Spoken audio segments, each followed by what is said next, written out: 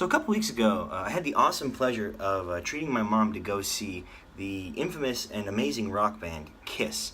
Now, full disclosure, I had never seen Kiss before in my life. They came to where I was living in Pennsylvania many years ago, and unfortunately, I was a bit too young for it. I really didn't have anyone to go with, and I didn't see them. I got a shirt from my uncle who went, but I ended up not going myself, and I always kind of regretted that, because it always sounded like a really fun time.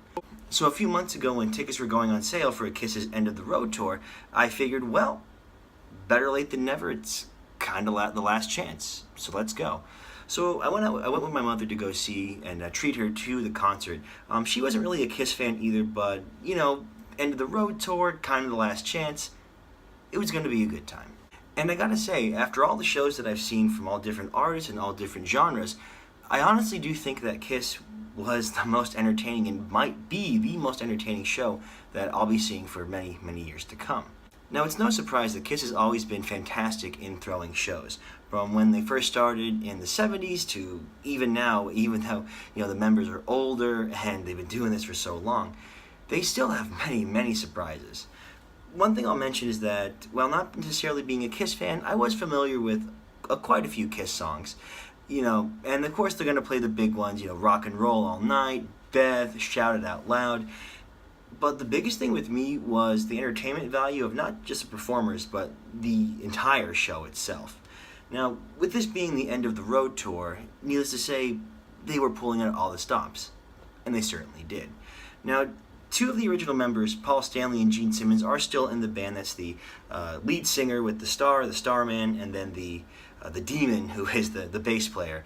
And you could tell that for all the shows that they've done, they have a lot of experience knowing what people want to see.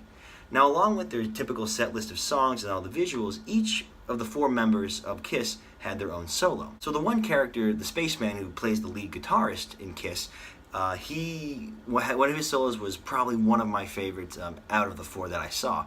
Now, what happened was he was playing guitar, and there were these UFOs that were like hovering over the stage, like a lot of them. And so when he would finish, he would stop, he would shoot this like flare that would bounce out of his guitar, shoot out into the UFO, and it came crashing down on the stage. And it was incredible to see the shredding and then the blast, and then everything's crashing down.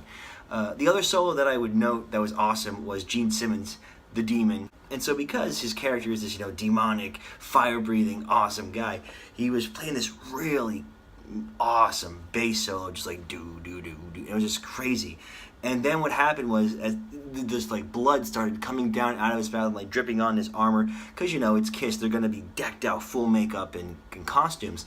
And he took off this handkerchief, right, and he spat blood into it and chucked it into the audience. And though a little bit disgusting, it was quite the spectacle to see. And then, of course, solos aside, the rest of the show was truly incredible too.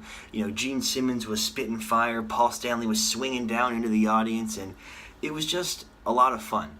I would show pictures that I would have taken, but being completely honest, I didn't feel that it was appropriate to. It was such a mesmerizing show that I felt that taking pictures of the cool stuff going on would have meant that I would have missed seeing it live, and then I'd have this unfocused image of what it could have been and what I could have seen. So if Kiss is coming to your area for this End of the Road tour and you have the opportunity to see them, I would say definitely do it. Tickets can be a bit pricey now because they're sold out and they've got the resellers, but I do think it is worth your time. Even if you're not really a Kiss fan, seeing one of these legends of rock and roll, it's a once-in-a-lifetime experience, and it would really be a shame to miss that. Thank you guys so much for watching. This has been another episode of Kirk Talk, and I will see you guys in the next one.